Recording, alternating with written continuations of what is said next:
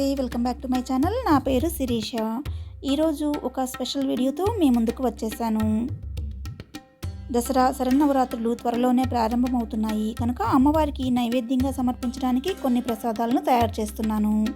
ఈరోజు వీడియోలో బియ్యము పెసరపప్పుతో తయారు చేసే కట్టు పొంగలి ఎలా తయారు చేయాలో చూద్దాము. దీన్నే కారం పొంగలి, వెన్పొంగలి అని కూడా అంటారు. జగన్మాత నవ అవతారాలను అత్యంత భక్తితో పూజించే పర్వదినాలు శరన్నవరాత్రులు. ఆశ్వీయుజ శుద్ధ పాడ్యమి నుంచి నవమి వరకు పరమేశ్వరి 9 రూపాలను ఆరాధిస్తారు. నవరాత్రుల ఉత్సవాల్లో అమ్మవారిని రోజుకో రూపంలో అలంకరించి నైవేద్యాలను కూడా ఒక్కో వంటకంగా సమర్పిస్తారు. ఇవాళ వీడియోలో బియ్యము పెసరపప్పుతో తయారు చేసే కట్టు పొంగలి ఎలా తయారు చేయాలో చూసేద్దాము. ఈ కట్టు పొంగలి అమ్మవారికి చాలా ప్రీతికరమైన నైవేద్యము.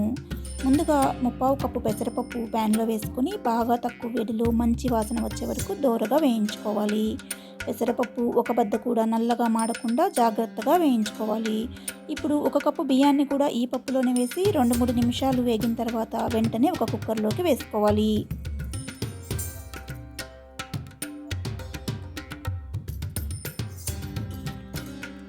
కొంచెం చల్లారిన తర్వాత చక్కగా కడిగి 4 కప్పుల నీళ్లు పోసుకోవాలి.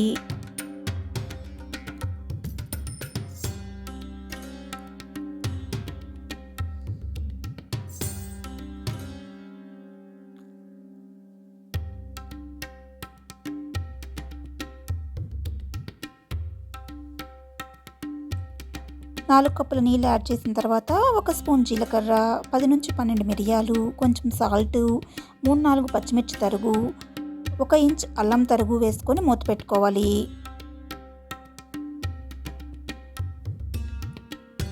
కుక్కర్ 3 విజిల్స్ వచ్చిన తర్వాత హీట్ ఆఫ్ చేసుకోవాలి. ప్రెషర్ అంతా రిలీజ్ అయిన తర్వాత మూత తీసుకొని ఒకసారి కలుపుకోవాలి. పొంగలి చక్కగా ఉడికిపోయింది. ఇప్పుడు ఈ పొంగలికి తాలింపు వేసుకోవాలి. ప్యాన్లోకి 2-3 టేబుల్ స్పూన్లు నెయ్యి వేసుకొని వేడైన తర్వాత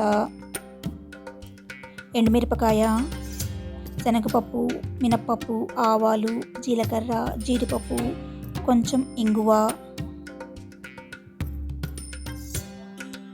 కరివేపాకు కూడా వేసుకొని తాలింపు చక్కగా వేగిన తర్వాత ఈ తాలింపుని పొంగల్లో వేసుకొని కలుపుకోవాలి.